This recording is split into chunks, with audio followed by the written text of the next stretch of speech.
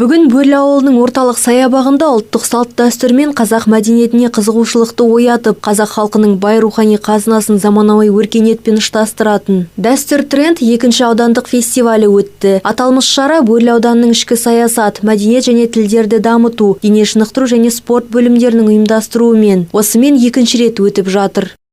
Алғашқы мақсатымыз ата-әжелеріміздің тәжірибесін, білімін жас ұрпақтарға көрсету, ары қарай жалғастыру. Былтырғы жылда осы шара Қанай ауылында алғашқы рет өткізіліп, биыл осы Бөрлі ауылында жалғасын тауып отыр. Алдағы уақытта да қалған ауылдық округтерде жалғасын табады деп сенемін. Аудан әкімінің атынан Ихсанов Еркебұлан Нұридинұлы, өзім атынан, әріптестерім атынан баршаңызға сәттілік тілеп отырып, еліміз тыныш, аспанымыз ашық, әр жанұяда тек бақыт болсын, береке болсын.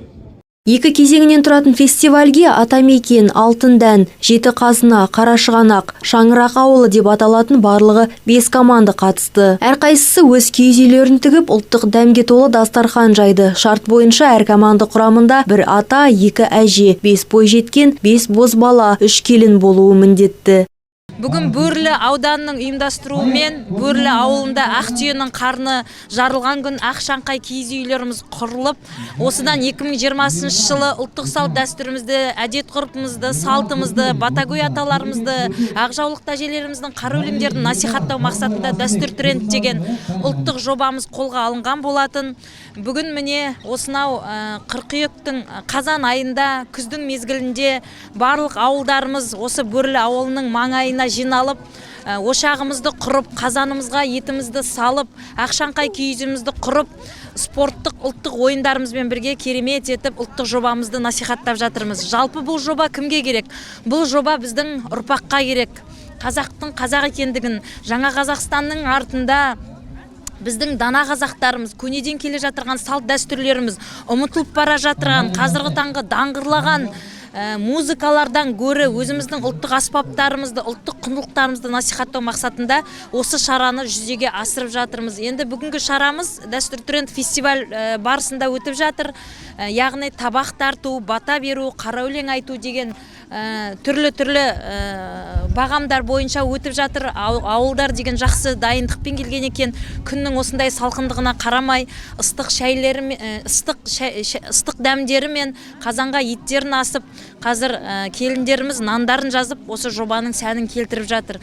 Бірінші кезеңде бата беру, қара өлең айту, бесік жырын айту, табақ тарту, нан илеу, ет асу, құрт жасау, ат ерттеу, ат жегу, ат әбзелдерін таныстыру сынды сайыстар өтсе, екінші кезеңде садақ ату, өгіз тартыс, бес асық, аударыспақ, жеті тас, ләңгі тебу жарыстары ұйымдастырылды. Жеті қазына ауылы мерекелік шараға тыңғылықты дайындалыпты. Халқымыздың дәстүрлерін жаңғыртып, бірінші кезеңде атылған рәсімдерді көрсетті.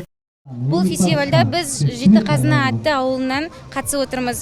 Бүгінгі фестивальда өте қызықты өтіп жатыр. Ата-әжелеріміз бізге өздерінің баталарын беріп жатыр. Бозбала мен бойжеткендер түрлі қазақтың ойындарына қатысып жатыр. Ол ойындардың ішінде Жеті қазына, алдараспан, ләңгі тебу, асық ойнау деген қызықты ұлттық ойындарымыз өтіп жатыр. Және де жеңгелеріміз бізге өзінің дәмді тағамдарын дайындап жатыр. Ас үйде өзінің қазақтың дәстүрлеріне сай қазақтың тағамдарын дайындап жатыр. Қатысушы командалар ұрпақтан ұрпаққа жалғасып келе жатқан салт дәстүрлер мен әдет ғұрып көріністерін әсерлі жеткізе білді. Ұйымдастырушылардың айтуынша осындай шаралар әлі де өз жалғасын табады. Анаргүл Көшербаева, Азамат Бабагөжиев, Қарашығанақ телеарнасы.